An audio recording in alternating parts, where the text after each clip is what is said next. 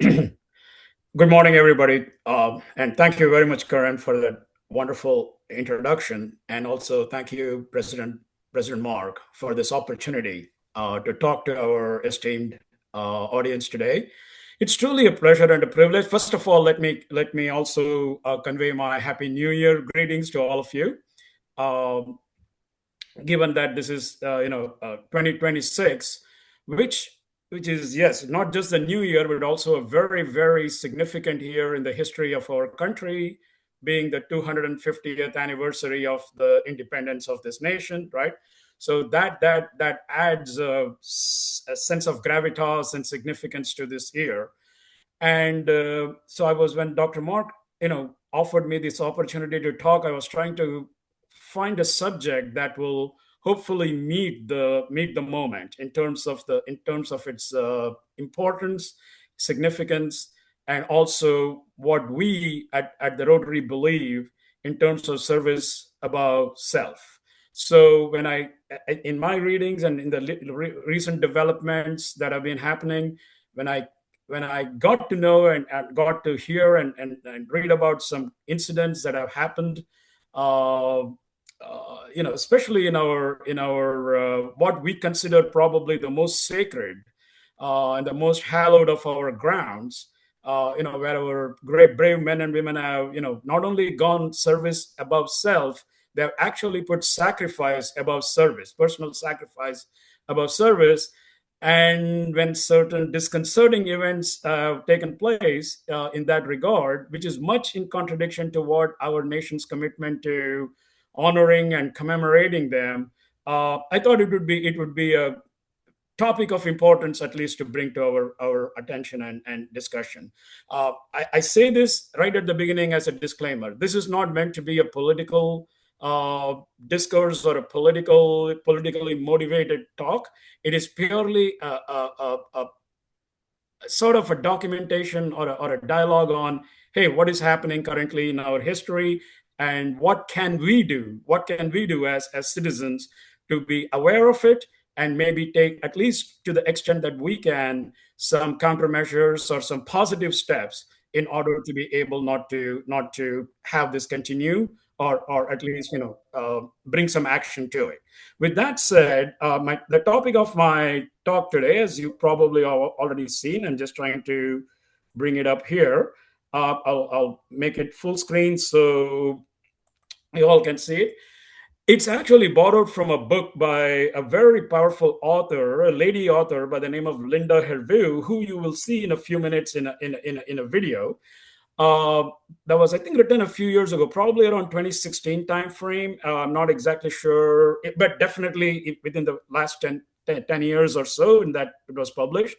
And it's called Forgotten. And what Linda's book, this is about World War II. This is about World War II, and particularly the Black and the African American. I guess now it's officially African American. They were, of course, at that time referred to as Black soldiers, but essentially those men who, you know, enlisted, participated, fought, and truly contributed to the glory and the success of the allies in that war. However, did they get their due? Did they get their, the fact that, and you will see in the next slide, some real data and facts that will bring out what actually happened, and why these soldiers, or at least how little recognition they got, right, in the context of their bravery and dedication to service and honor, duty, and country, and what has been done since then in order to probably rectify the situation. That's the first part. That's the good news part. Now, the more disconcerting thing, event, or incident that then triggered some that has happened very, very recently. We will talk about that, and then we'll see what can be done as we go forward. Okay, with that said, so just history tells us, folks, that of course African American soldiers have been participating in the struggles of this country, in the major wars of this country, all the way from the Revolutionary War, right? I mean, Revolutionary War, Civil War, and of course, I guess the biggest participation in terms of numbers naturally was World War II, simply because of the magnitude of the war and what this country needed in order to succeed. So literally, data has it that close to 1 million African American soldiers enlisted and fought in World War II, and African American soldiers were engaged in several war fronts in Europe. Okay, several sectors of some of you may be well aware of it, but essentially there were in Normandy, in northern in Netherlands, so many different places. So let me show you a couple of pictures of that just to see. So this is an example of, like, a couple of key brigades or units of African American soldiers. One being the one on the right being the 320th Barrage Battalion that was extremely critical and important in the victory on D-Day in Normandy. They flew these barrage balloons that if enemy planes came across, they could crash into them and take them out of the skies very effectively. Likewise, the 43rd Signal Construction Battalion, which is one of the key, which is what we are going to talk about one key soldier from that battalion, was apparently stationed in this place called Morgetren in southern Netherlands, and they were instrumental in putting together signal construction, telegraph lines. Obviously they didn't have internet at that time, right? So but essentially whatever a signal, but signals sending and communications were so important, and this unit was integral and seminal to making that work very effectively. Now comes the more ironic part. Although 1 million African American soldiers participated in the war, guess how many African American soldiers got medals of honor, which is the highest commendation given to them for their bravery.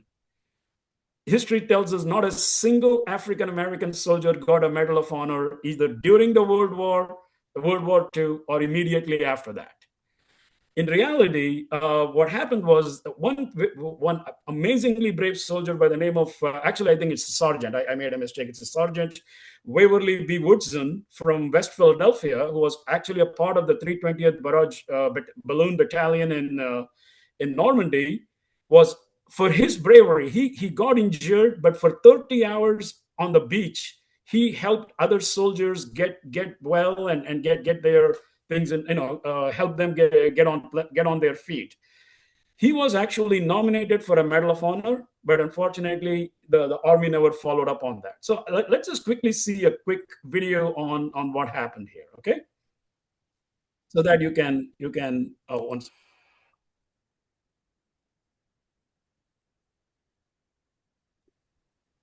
Dr. Raj, we're not seeing your screen. Oh, hang on a second. Oh, okay, wait. Okay, let me. Okay, the video is not being seen, you said, right? Oh, let me bring the. Oh, jeez. Are you seeing my screen now? No, we're not. Oh, what happened? Okay, let me go over here. Uh, okay. I was hoping that I was okay. Share screen. Okay, share entire screen. Share, and then let me now go. Yeah, let me go. Okay, got it. Sorry about that. I didn't realize it had okay. Control click. Are you able to see it now? Yes. Okay, great. So let me go and put it all the way back here. Oh, sorry. Let me get it back here.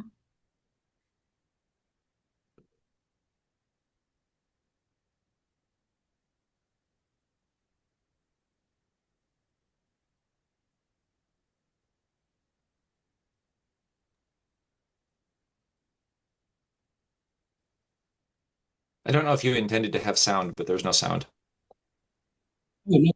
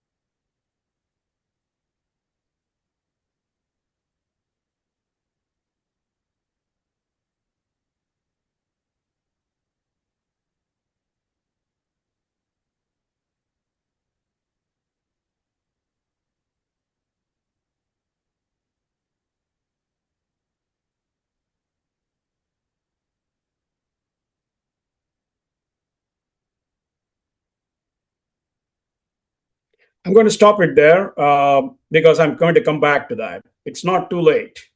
So could you see that, Mark? Was everybody saw that? Yes, Doc, we were able to see. No audio, but we were able to see. Thanks. Okay, great. And there was audio. Was that? Could you hear the audio? No audio. Okay, sorry about that because I played the audio. I mean, it plays here. It plays for me. For I guess for some reason it doesn't. I don't know why it didn't convey on the uh, through the system. I apologize for that. I had no idea. So anyway, the thing is that Sergeant Waverly Woodson, who was nominated for the medal, never got it. Now that's not surprising, right? Because not a single African American soldier got the medal, a Medal of Honor, which is the highest given by this country for their bravery and sacrifice. However, the good news is with the passage of time between after post World War II, I'm sure with the civil rights movements, etc., and things started to change. Apparently, what happened was yes, there was final recognition that they needed to be honored and commemorated. So in 1997, apparently President Clinton awarded the first, I believe, 7 African American medals of honor.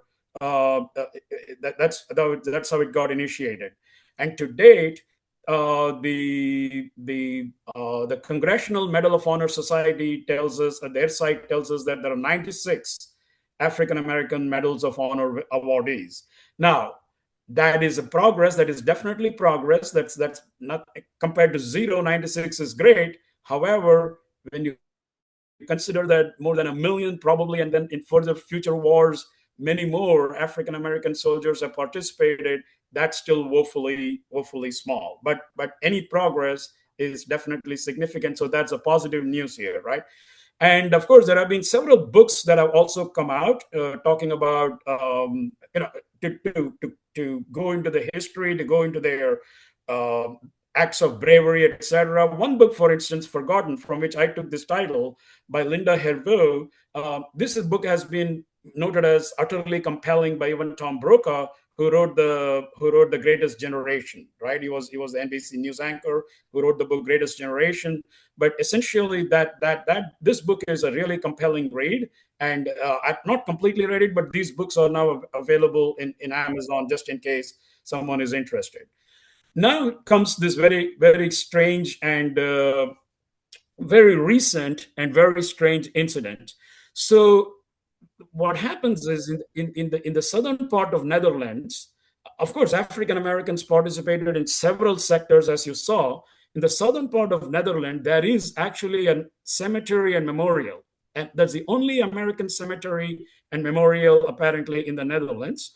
And it has 8,000 soldiers, American soldiers who gave their life in the cause of the World War II, buried in there, of which really notable is that 174 are African Americans.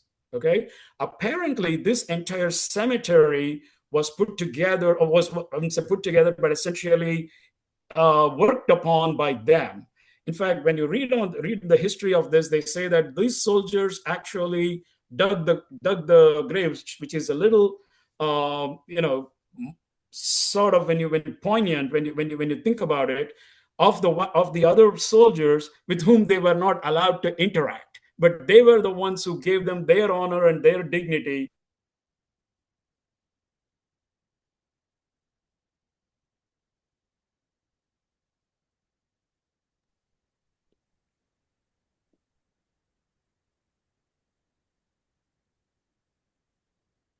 Dr. Raj, we lost your voice.